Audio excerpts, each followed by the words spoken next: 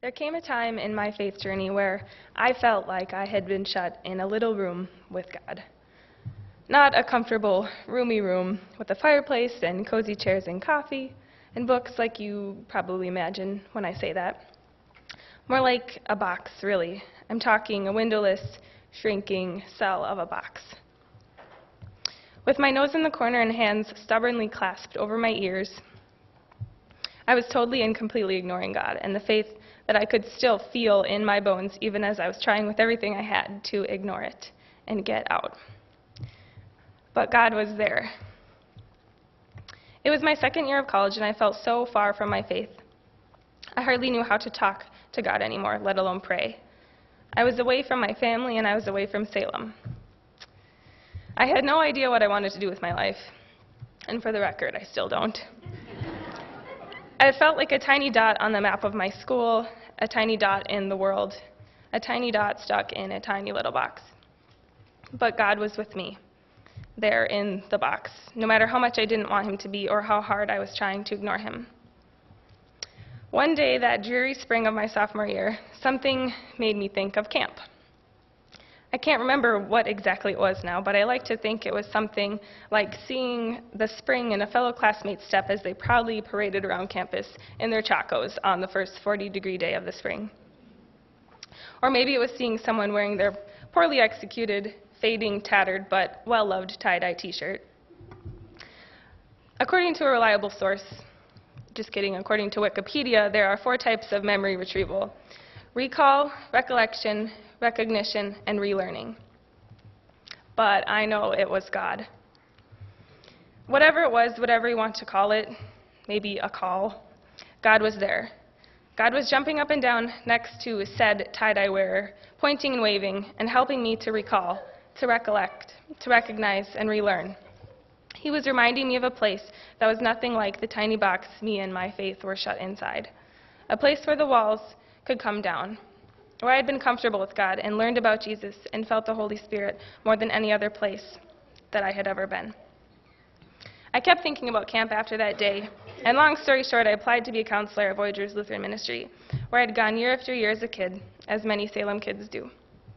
It was a place where I knew God wanted me to be. I had to go there. I hardly knew anyone going into it. But one joyful, love-filled, and life-changing summer later, I felt on top of the world with God. Forget that box I described earlier. God and I had the whole world at our fingertips, and I never felt more in tune with him or my faith. I love camp. I loved being a counselor. There's no greater feeling than being around the campfire with 100+ kids who are so pumped up about God and about being a Christian and about loving each other, singing songs and shout praying at the top of our lungs, and just being. God is there. Going to camp that summer was the best decision I ever made. But the ups and downs of life are inevitable. And just when you think you've got it all figured out, when your arms are around your campers, sitting around the campfire in God's great north woods, then comes a curveball. It was a year later. I was back at camp, 3 weeks into my second summer of counseling. And the walls of my then universe-sized box collapsed faster than I could blink, when myself and 4 fellow VLM staff members were in an accident on July 2nd of 2013. My friend Libby was killed on impact. But God was there. He was in that car. He was in that accident. But once again, he was with me in that dungeon box that I shut myself back in. He was there in the weeks and the months following.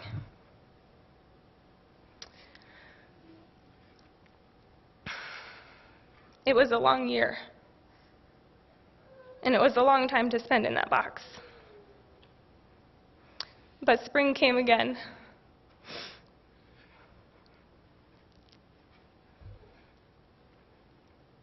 And God was there nudging me. I knew I had to go back to camp, for Libby, for myself, but most of all for God. Last summer was a summer of healing, and the walls have started to slowly open back up.